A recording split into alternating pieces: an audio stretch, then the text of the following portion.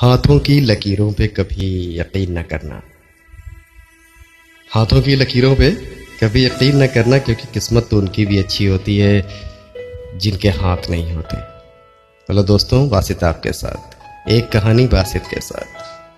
आज की कहानी एक डाकिये की है, और उससे पहले जिन लोगों ने भी हमारे चैनल को सब्सक्राइब नहीं किया है, प्लीज़ सब्सक्राइब करिए और शेयर करिए,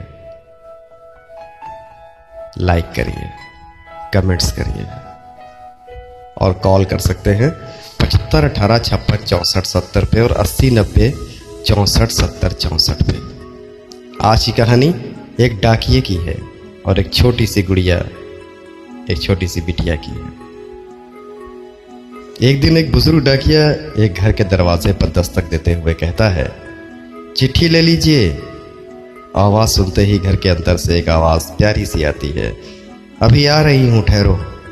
लगभग 5 मिनट तक जब कोई नहीं आता तो डाकिये ने फिर कहा, अरे भाई, कोई है क्या? अपनी चिट्ठी ले जाइए, मुझे और जगह जाना है, मैं ज़्यादा देर इंतज़ार नहीं कर सकता। लड़की की फिर आवाज़ आई, डाकिया चाचा, अगर आपको जल्दी हो तो दरवाजे के नीचे चिट्ठी डाल दीजिए, मैं आ रही हूँ, कुछ देर लगेगी। अब बूढ़े डाकिये ने झल्लाकर कहा, नहीं, मैं खड़ा हूँ, रजिस्टर्ड चिट्ठी है, किसी का हस्ताक्षर भी चाहिए। तकरीबन 10 मिनट बाद दरवाज़ा खुला। डाकिया इस देरी के लिए खूब झल्लाया हुआ था। अब उस लड़की के आने पर वो खामोश हो गया। दरवाज़ा खुलते ही वो चौंक गया और उसकी आंखें खुली रह गई। उसका सारा गुस्सा फुर्र हो गया। उसके सामने एक नन्ही सी अपाहिज कन्या, जिसके एक पैर नहीं थे, खड़ी थी। लड़की ने बेहद मासूमियत से डाकिया की तरफ अपना हाथ बढ़ाया और कहा, दो मेरी चिट्ठी। डाकिया चुपचाप डाक देकर उसके हस्ताक्षर लेकर वहाँ से चला गया। वो अपाहिज लड़की अक्सर अपने घर में अकेली ही रहती थी। उसकी माँ इस दुनिया में नहीं थी और पिता कहीं बाहर नौकरी के सिलसिले में जाते आते रहते थे। उस लड़की की देखभाल के लिए एक काम वाली बाई सुबह शाम उसके घर पर रहती थी, लेकिन परिस्थितियाँ वश वो दिन में कम ही आ पाती थी और वो लड़की बिल्कुल अकेली रहती थी। समय निकलता गया, महीना 2 महीना। जब कभी उस लड़की के लिए कोई डाक आती तो डाकिया आवाज़ देता, लड़की कुछ देर में आती और वो डाक देकर उससे कुछ बातें कर कर वहाँ से चला जाता। धीरे धीरे मेलजोल और भावनात्मक लगाव बढ़ता गया। एक दिन उस लड़की ने बड़ी गौर से देखा डाकिया को कि उसके पैर में जूते नहीं हैं। वो हमेशा नंगे पैर ही डाक देने आता है। बरसात का मौसम आया। फिर एक दिन जब डाकिया डाक लेकर चला गया, तब उस लड़की ने जहाँ गीली मिट्टी में डाकिया के पाँव के निशान बने थे, उन पर कागज़ रखकर उनके पाँव के चित्र उतार लिए।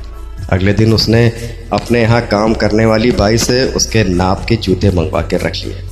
जब दिवाली आने वाली थी, उससे पहले डाकिये ने मोहल्ले के सब लोगों से त्योहार पर बख्शिश चाहिए, लेकिन उस छोटी लड़की के बारे में सोचा कि उस बच्ची से मैं क्या उपहार ले सकता हूँ। उससे मांग सकता नहीं कुछ, वो तो अपाहिज है, चलो उससे मिल ही लेता हूँ। साथ ही जो डाकिया था, उसने 5 रुपए वाली चॉकलेट लेके अपनी जेब में रख लिया और उस बिटिया के लिए, उस गुड़िया के लिए। डाकिया ने आवाज़ लगाई, कोई है घर में? बिटिया रानी, बाहर आओ। उसके बाद लड़की ने घर का दरवाज़ा खोला। मैं तुम्हारा डाकिया चाचा बेटा, याद आया तुम्हें? लड़की ने आकर देखा, खोला डाकिया, उन्हें उसे चॉकलेट थमा दी। ये लो बेटी, अपने गरीब चाचा की तरफ से। लड़की बहुत खुश हो गई और उसने कुछ देर डाकिया को वहीं इंतज़ार करने के लिए कहा। उसके बाद अपने घर के अंदर गई, कमरे से एक बड़ा सा डिब्बा लेके आई, डाकिया के हाथ में देते हुए कहा, चाचा, ये मेरी तरफ से दिवाली का उपहार है, इसे घर जाके खोलना। डाकिया देखकर बहुत खुश हुआ। ठीक है, कहते हुए बड़े डाकिया ने पैकेट ले लिया और बड़े प्रेम से लड़की के सिर पर हाथ फेरा, मानो उसको आशीर्वाद दे रहा। बालिका ने कहा, चाचा, इस पैकेट को अपने घर ले जाकर ही खोलना, यहाँ नहीं। घर जाकर जब उस डाकिये ने पैकेट खोला तो वो आश्चर्यचकित रह गया, क्योंकि उसमें एक जोड़ी जूते थे। उसकी आंखें डबडबा गई। डाकिये को यकीन नहीं हो रहा था कि एक छोटी सी लड़की उसके लिए इतना फिक्रमंद हो सकती है। अगले दिन डाकिया अपने डाकघर पहुंचा और उसने पोस्ट मास्टर से फरियाद की कि उसका तबादला फौरन दूसरे इलाके में कर दिया जाए।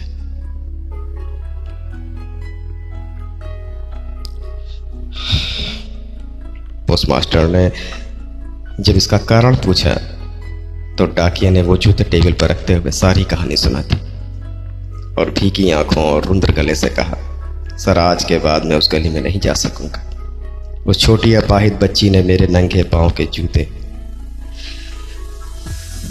दे दिए और मैं उसे पाँव नहीं दे सकूंगा। इतना कहकर डाकिया फूट फूट कर रोने लगा। दोस्तों, ये कहानी कैसी लगी आप सबको? अगर पसंद आई हो तो प्लीज कमेंट जरूर करिएगा